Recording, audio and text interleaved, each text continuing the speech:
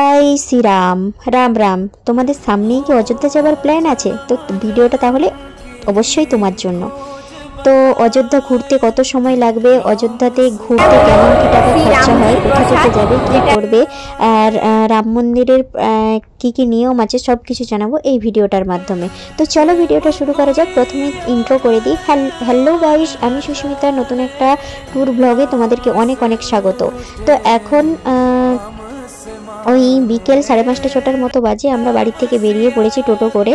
তারপর মেট্রো ধরেছি, ট্রেন ধরেছি। দিল্লি থেকে ট্রেন নেবে, তোমরা যে যেখান থেকে আসো দিল্লি ট্রেন ধরবে, রাতের ট্রেন ধরবে। আমাদের ট্রেন ছিল 8টা 25। তো সেই ট্রেন ধরে নিয়েছি। আর কম করে সময় লাগে 11 থেকে 13 ঘন্টার মধ্যে, যেই ট্রেন যেমন সময় নেয়। তো আমরা তারপরের দিন সারা রাত ট্রেনের শব্দ শুনতে শুনতে পৌঁছে গেছি। আর এখন ওই সকাল 7টার মতো বাজে। অযোধ্যা ক্যান্ট এই স্টেশনটা। তো দেখো অযোধ্যায় পা দিতেই রামের ভক্তরা সব এখানে বসে আছে। তারপর তোমরা নামবে অযোধ্যা ক্যান্টে নয়, অযোধ্যা ধাম স্টেশনে। তো অযোধ্যা ধাম স্টেশন থেকে সব কিছুই সামনে হয়। তো চলো এখন আমরা রুমের ভেতরে চলে আসছি। হোটেল খুঁজে নিয়েছি। তো স্টেশন থেকে হোটেলগুলো মানে ওই 1-2 মিনিটের হাঁটা পথ থাকে, ডিস্টেন্স থাকে, তো বেশি দূরে না। তো হোটেল ভাড়া কত, তো তোমরা নন এসি নেবে না এসি নেবে? এসি রুমের ভাড়া ছিল 800 থেকে 1000, আর নন এসি রুমের ভাড়া ছিল 6 থেকে 700-র মতো। তোমরা যারা ফ্যামিলি মেম্বার নিয়ে যাও তোমরা ধর্মশালাও দেখতে পারো, পাশাপাশি অনেক ধর্মশালাও ছিল। সবকিছু ক্লিন ছিল, রুমগুলো ছিল ভালো। তো ওইখানে ব্যাগপত্র রেখে আর 7:30 অবধি আমরা রুমে চলে এসেছিলাম। তারপর ফ্রেশ হয়ে 8টা অবধি বেরিয়ে পড়েছিলাম হোটেল রুমে। তো ওইখান থেকে বেরিয়ে পড়েছিলাম আমরা সরাই নদীর জন্য।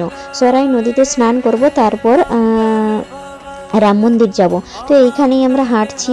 তো হেঁটে হেঁটে দেখো সরাই নদীর দিকে যাচ্ছি, কিন্তু অনেকটা আগে নামিয়ে দেয় টোটোওয়ালা। তো সেখান থেকে 5 মিনিটের হাঁটা পথ থাকে সরাই নদী। অযোধ্যা ট্যুর তুমি একদিনেও ঘুরে আসতে পারো। যেমন আজ রাতে তুমি ট্রেনে উঠলে, সারাদিন সকালে নামলে, সারাদিন তুমি ঘুরলে, মেন 4টে জায়গা দেখলে, আবার রাতে ট্রেন ধরে বাড়ি ফিরতে পারবে। সরাই নদীতে যাচ্ছি যখন, তখন অনেক মেলা বসেছে, তোমরা এখান থেকে কেনাকাটাও করতে পারো। আর এইখানে দেখো এই যে হলো সরাই নদী থেকে একটা শাখা বের করেছে। তো এখানেই বেশিরভাগ মানুষেরা স্নান করছে। তো নদীতে অতটা যাচ্ছে না, তো এখানেই মানুষরা স্নান করছে। আর আমরাও এখানে স্নান করে নিয়েছিলাম।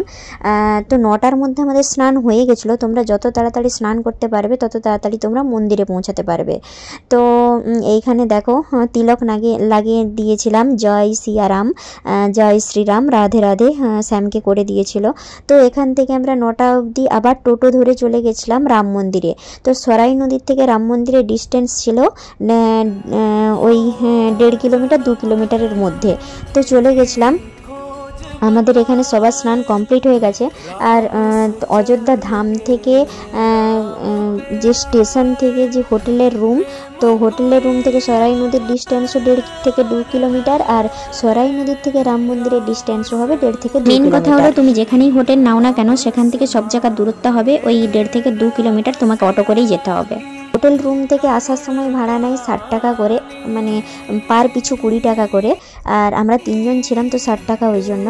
আর ওই রাম মন্দির থেকেই আসতেই বলো, আর সরাই নদীর থেকেই হোটেল রুমে ফিরে আসতেই বলো, সেটা 100 টাকা করে ভাড়া নেয়। যদি প্যাসেঞ্জার পেয়ে যায় তো ভালো, না হলে ওই 100 টাকা করে নেয় টোটোওয়ালারা। কারণ ওদের বলে যে প্যাসেঞ্জার ভর্তি না হলে সেটা তোমাদেরকেই দিতে হবে। তো 100 টাকা করে ভাড়া নিয়ে আমরা আবার হোটেলে পৌঁছে যেতে পারি। তো চলো আমরা রাম মন্দিরে আসছিলাম। তো আমাকে ওখানে তিলক করিয়ে দিয়েছে। তো আমি টোটো করে রাম মন্দিরে চলে এসেছিলাম ওই 9:30 10টা অবধি। তো প্রচণ্ড রোদ ছিল। আমরা গেছিলাম 22শে জুলাই। তো 23শে জুলাই রাম মন্দিরে এসেছি। 22শে জুলাই রাতে ট্রেন ছিল। তো প্রচণ্ড গরম, এত গরম ছিল যে কি বলবো। এখানে বৃষ্টি খুব কমই হয়। তো রাম মন্দিরের হলো এটা গেট। আর এই গেটে ঢুকে এই যে এই ঘরটা দেখতে পাচ্ছ, এইখানে সব ব্যাগ, জুতো রাখার, মোবাইল, সব কিছু রাখার জায়গা আছে, লকার আছে। তো ওখানেই সব কিছু রেখে দিচ্ছিলাম। তারপর রাম মন্দিরে প্রবেশ করে নিয়েছিলাম, দেখেও নিয়েছিলাম। তারপর 11টা 11:30টার মতো বাজে ওই হোটেলের এই রাম মন্দিরের সামনেই যে হোটেলগুলো ছিল, তো ওখানেই খেয়েছিলাম। ওখানে প্রচুর রেট, 100 টাকা 150 টাকা থালি। তো ওইখান থেকে বেরিয়ে এসে তোমরা যদি হোটেলের সামনে, স্টেশনের সামনে যে হোটেলগুলো থাকে রাস্তার ধারে, তো সেই হোটেলগুলো খেলেই অনেকটা সুবিধা পাবে তোমরা। তো আমরা ওই 12টা অবধি হোটেলে চলে এসেছিলাম রাম মন্দিরে প্রণাম করে দর্শন করে। তো তারপর বিকেল একটু রেস্ট নিয়ে আবার বিকেলবেলা 4টে থেকে আমরা বেরিয়ে গেছিলাম গুপ্তার ঘাটের উদ্দেশ্যে। গুপ্তার ঘাটটা খুব ভালো, এখানে লঞ্চিং করানো হয়, বোটিং করানো হয়, এখানেও অনেক মানুষ আসছে। আর পাশাপাশি অনেক 2-3টে মন্দির আছে, সেগুলোও দেখতে পাবে। আর বোটিংয়ের জন্য নিয়েছিল পার পিছু 100 টাকা করে। তো আমাদের 3 জনে 300 টাকা নিয়েছিল। তো আর তারপর এখানে এই মন্দিরগুলো দেখেছিলাম। এখানে রাম লক্ষ্মণ সীতার মন্দির, আর সব মন্দিরে এখানে রাম লক্ষ্মণ সীতার মূর্তি বসানো আছে। আর এখানে মা আর শ্যাম একটু রেস্ট করছিল।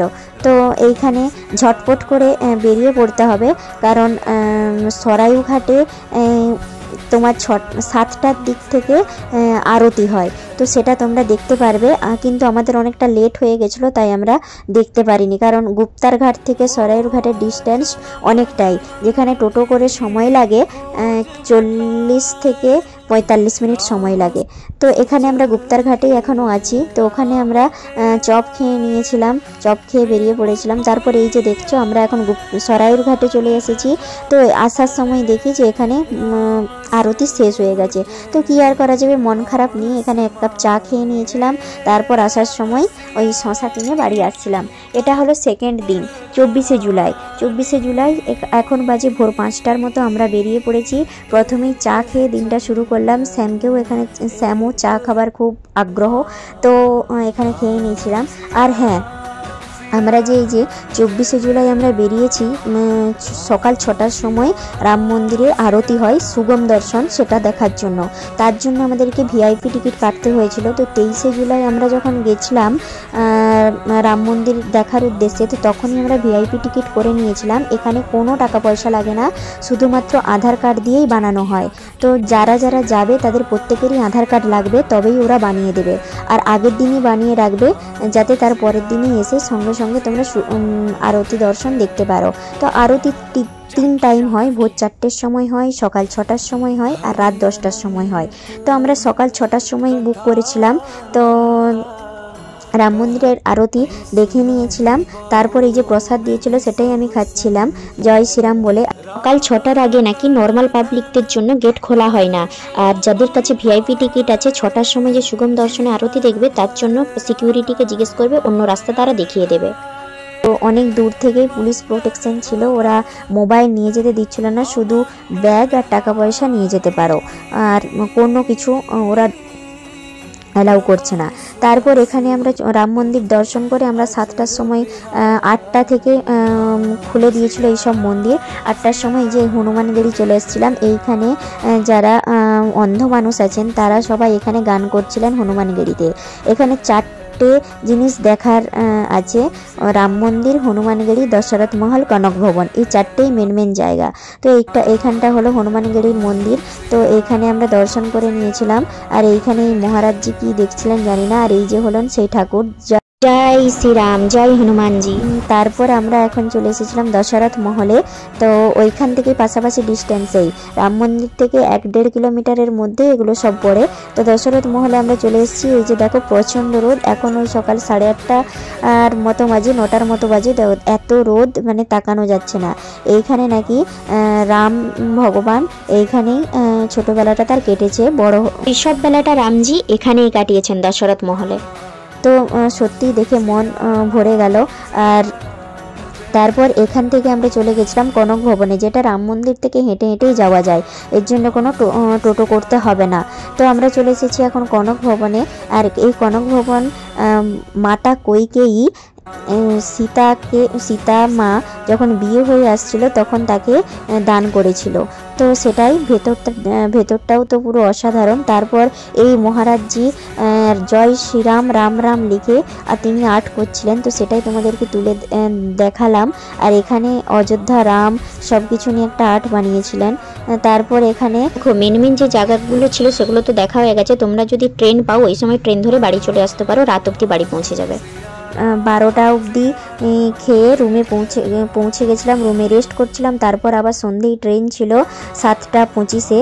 তারপর সেই ট্রেন ধরে আবার রাতের ট্রেন ধরে বাড়ি ফিরতে পারো। এই হলো অযোধ্যা ট্যুর। তোমাদের কেমন লাগলো অবশ্যই জানিও। আর এই ট্রেন ভাড়া লেগেছিল 300 থেকে 350 করে মাথা পিছু। তো এই সব কিছু তোমাদেরকে আমি ক্লিয়ার কাটভাবে জানিয়ে দিলাম। আর ভিডিওটা কেমন লাগলো অবশ্যই জানিও। যদি ভিডিওটা ভালো লাগে একটা শেয়ার করে দিও। দেখা হচ্ছে খুব তাড়াতাড়ি নতুন একটা ভিডিও।